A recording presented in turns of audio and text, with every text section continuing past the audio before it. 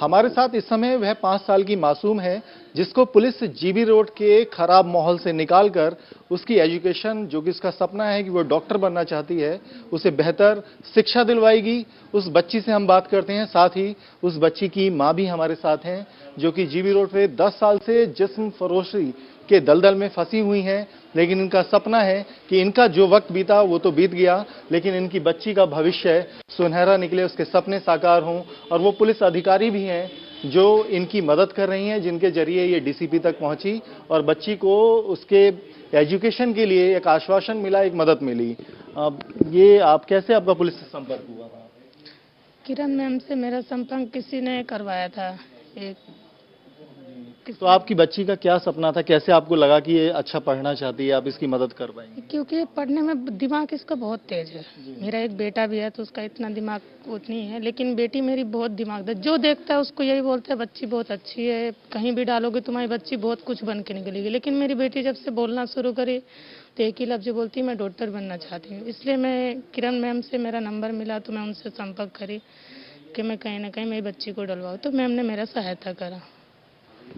जाहिर है GB road का माहौल बच्चे की पढ़ाई वाला नहीं है। आप किन हालात में यहाँ आए होंगे, कितना समय हो गया था, किस तरह की मजबूरियां थीं जो आपको पुलिस इस बच्ची का भविष्य आपको लगा कि अंधकार में है और इसको बेहतर एजुकेशन मिलनी चाहिए? कितना समय आपको लक्ष्य? करीबन मुझे 10 साल हो गया। मेरा बेटा भी एक 9 साल का है। बेटा तो मेरी मर्जी से नहीं था। मैं किसी के अंडर में पहले काम करती थी तो जबरदस्ती मुझसे बच्चा करवाया गया था, तो मैंने रखा था मजबूर होकर। लेकिन बेटी मैं अपने शौक से पैदा करी, मुझे बेटी ही रखना पसंद था कि मैं बड़ी होकर अपनी बच्ची को कुछ पढ़ाऊँ लिखाऊँ, कुछ नाम कमाऊँ, कि मेरी बच्ची पढ़ी लिखे कुछ मेरे को कल के दिन थूके ना, यही बोले कि मेरी मम्मी मेरे लिए कुछ भी करा, अच्छा ही करा। इसलिए मैं चाहती मेरी बेटी को अच्छे से अच्छी पढ़ लिख के कुछ बने। बहुत हिम्मत की बात है, बहुत सराहना भी करनी होगी कि आप ऐसे माहौल में भी आप इस तरह सोच पाए, आपने कोशिश की। और अब जब पुलिस इसकी मदद कर रही है तो आपको क्या भरोसा दिया गया है कि आपकी बच्ची के लिए क्या बेहतर हो सकता है? मुझे पूरा भरोसा है किरण मैम के ऊपर कि मेरी बच्ची कुछ ना कुछ बनेगी जरूर, मुझे यकीन है। इस बात के लिए हमेशा मैं थैंक यू करूंगा, हमेशा शुक्रिया अदा करूंगी किरण मैम का। लॉकडाउन का समय है, जीबी रोड के सेक्स वर्कर्स का काम भी बिल्कुल नहीं चल रहा था, रोजी रोटी की भी दिक्कत आई। ऐसे में अब आप कैसे सरवाइव कर रही हैं और उस माहौल से कैसे, अपने लिए भी आप क्या सोचती हैं, कैसे निकला जाए बच्चे के साथ? फिलहाल तो मैं उस जगह से अभी नहीं निकलना चाहती हूँ। मैं अभी भी वहीं रहूंगी 2-4-10 साल, जब तक मेरे हाथ पैर चल रहे हैं तो मैं अभी वहीं फिलहाल रहूंगी।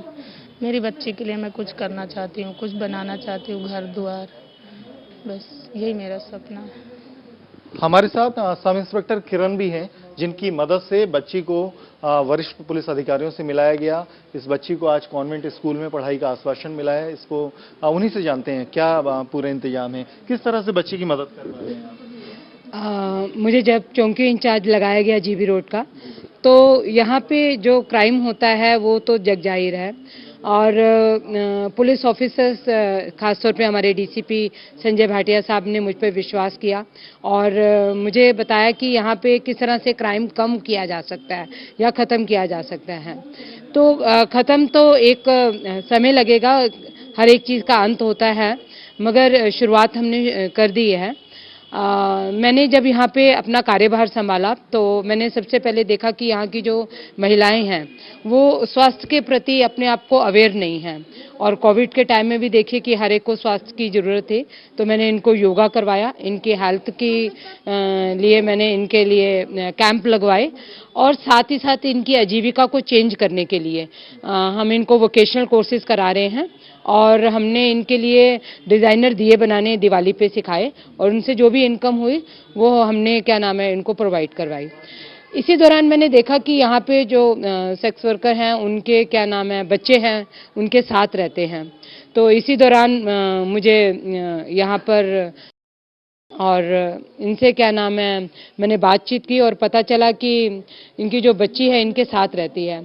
तो मैंने बातचीत में जब मुझे इन्होंने कहा कि मैं नहीं चाहती कि ऐसे माहौल में मेरी बच्ची रहे, तो मैंने इसका पूरा साथ दिया और इसके बारे में मैंने अपने सीनियर ऑफिसर डीसीपी साहब से बात की कि सर हम क्यों ना इस बच्ची को इस माहौल से बाहर निकालें, क्योंकि जब ये बच्ची बड़ी होगी तो ये और जाकर मतलब कि इस दलदल में फंस सकती है। तो उनके हेल्प से मैंने इस बच्ची की काउंसलिंग की, इसकी मदर की काउंसलिंग की और एक रिपोर्ट बनाकर हमने चाइल्ड वेलफेयर कमेटी को दी, जो आज उन्हीं के ऑर्डर से ये बच्ची जो है लाजपत नगर में एक बाल निकेतन में है, वहाँ पे जा रही है। और जो इस बच्ची का सपना है कि ये डॉक्टर बने, वो आगे जाकर ये बड़ी डॉक्टर बने और उन सब के दुख दर्द दूर करे, उनके रोगों को दूर करे, जो इसका एक सपना है। डॉक्टर बनने के लिए हायर एजुकेशन तक की पढ़ाई, तो वो सारी जिम्मेदारी पुलिस और चाइल्ड वेलफेयर कमेटी की तरफ से इंतजाम किया जाएगा? देखिए, चाइल्ड वेलफेयर कमेटी के ऑर्डर पे वो बच्ची होम में तो गई है। नेचुरली जिस होम में हमारे भारत सरकार ने जिस तरह की रखी हुई है परवरिश वगैरह, वहाँ होती है। बट हमारा दिल्ली पुलिस का भी पूरा ऑब्जर्वेशन रहेगा कि इस बच्ची को अगर हम वहाँ पे होम पे भेज रहे हैं, सिर्फ यही तक नहीं रहेगा कि हम ये बच्ची सिर्फ होम में रहे, और वहाँ पे इसको पढ़ाई अच्छी मिल रही है, अगर किसी चीज़ की ज़रूरत है तो हम देंगे। इसीलिए हमने एक शुरुआत की है कि इसको वो सब चीज़ें यहाँ से प्रोवाइड हों जो हमारी दिल्ली पुलिस इसको दे सकती है।